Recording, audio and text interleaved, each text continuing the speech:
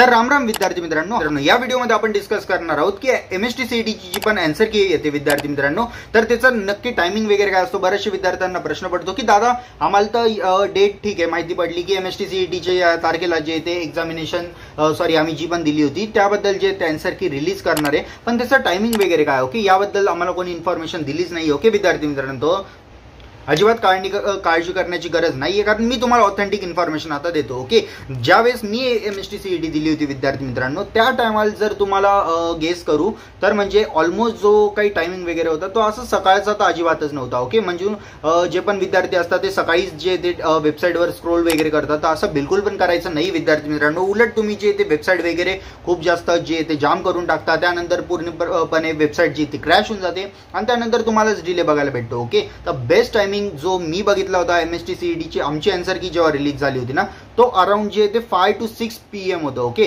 5 to 6 PM म्हणजे इव्हनिंगला आम्ही जे ते 5 ते 6 वाजेच्या आसपास जे ते चेक केलं होतं आणि त्या टायमाला आम्हाला एमएसटी सीईटीची आन्सर की दिसली होती. तर नक्कीच तुम्हाला ह्या टायमाला बघायला खूप जास्त जे ते अडथळा निर्माण होणार नाही आणि तुमची साईड पण नीट चालेल. ओके, जर दुपारीच रिलीज केलं तर वेल अँड गुड, तुम्हाला जे ते थोडं लेट बघायला भेटेल. पण हां ठीक आहे, जर पण तुम्ही असं केलं विद्यार्थी मित्रांनो की 3 वाजता रिलीज होणार आहे आणि तुम्ही 3 वाजता सगळे लाखो विद्यार्थी ऑलमोस्ट जे ते 7-7.5 लाख विद्यार्थ्यांनी जे ते एमएसटी सीईटी एक्झामिनेशन दिली, इतके विद्यार्थी जर एक सोबत गेले वेबसाईटवर तर नक्कीच वेबसाईट खूप जास्त मोठ्या प्रमाणात क्रॅश होणार आहे विद्यार्थी मित्रांनो आणि ते 3-4 तास रिपेअर नाही होणार. ओके, तर त्याला पण खूप जास्त टेक्निकल सपोर्ट लागेल, म्हणून 5 to 6 PM हा बेस्ट टाइम राहील तुम्हाला आन्सर की बघायचा.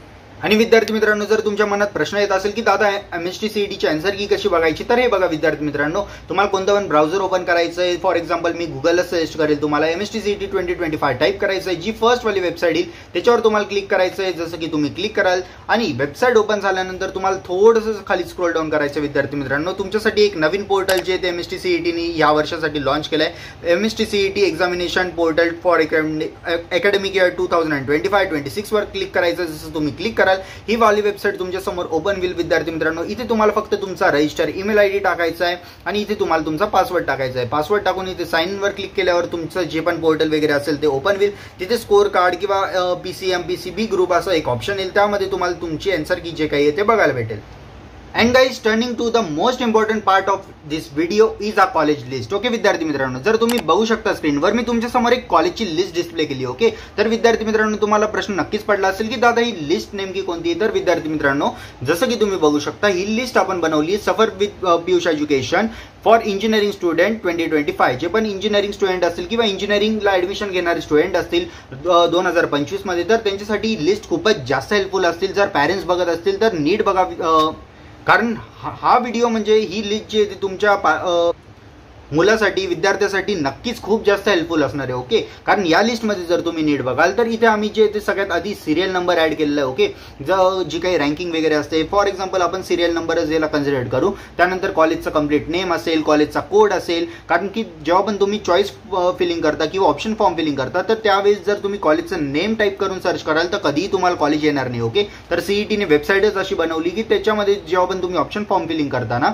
तर त्यावेळेस तुम्हाला कॉलेजचा कोडच टाकावा लागेल. ओके, तेव्हाच ते कॉलेज डिस्प्ले होईल. त्याच्यानंतर या पीडीएफ मध्ये तुम्हाला कॉलेजचे कट ऑफ भेटून जातील, कॉलेजची पर्सेंटाईल भेटून जाईल आणि लोकेशन भेटून जाईल की कोणत्या लोकेशनमध्ये कॉलेज लोकेटेड आहे. फॉर एक्झाम्पल जर तुम्हाला फक्त नाशिकचे कॉलेजेस हवे असतील तर इथे सर्चचा पण ऑप्शन तुमच्या समोर अवेलेबल आहे. ओके, तर तुम्हाला इथे फक्त नाशिक सर्च करायचं आणि नाशिकची जितके पण कॉलेजेस असतील विथ कट ऑफ हे तुमच्या समोर डिस्प्ले. फॉर एक्झाम्पल इथे आता 35 रिझल्ट तुमच्या समोर दिसत आहे. ओके, तर तुम्ही स्क्रोल करून बघू शकता या कॉलेजचं नेम काय आहे. ओके, फॉर एक्झाम्पल जर आपण ही कॉलेज बघितली ब्रह्मा व्हॅली कॉलेज. ओके, तर तुम्ही इथे बघू शकता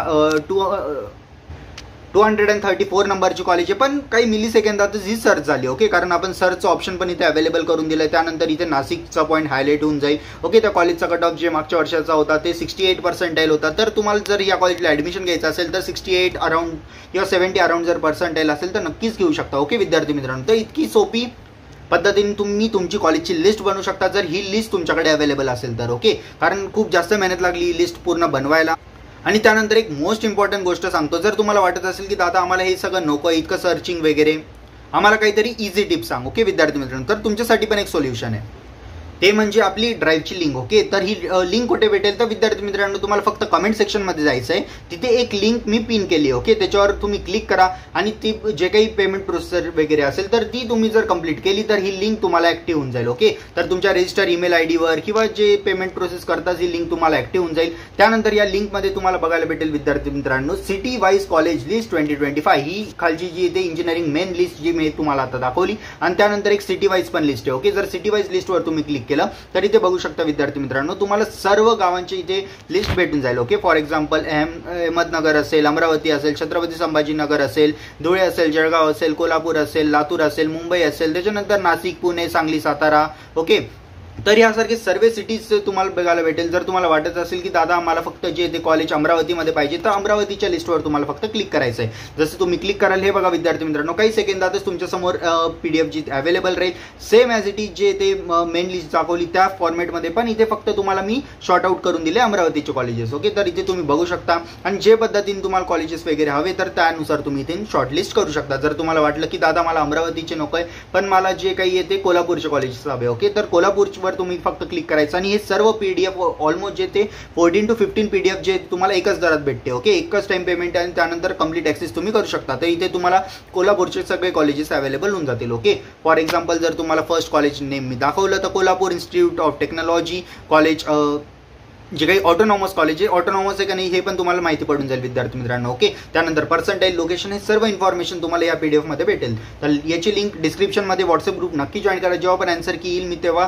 तुम्हाला अपडेट करून देईल. बस आजच्या व्हिडिओ पुरता एवढंच. मी भेट तुम्हाला नेक्स्ट व्हिडिओमध्ये. तोपर्यंत जय हिंद, जय महाराष्ट्र.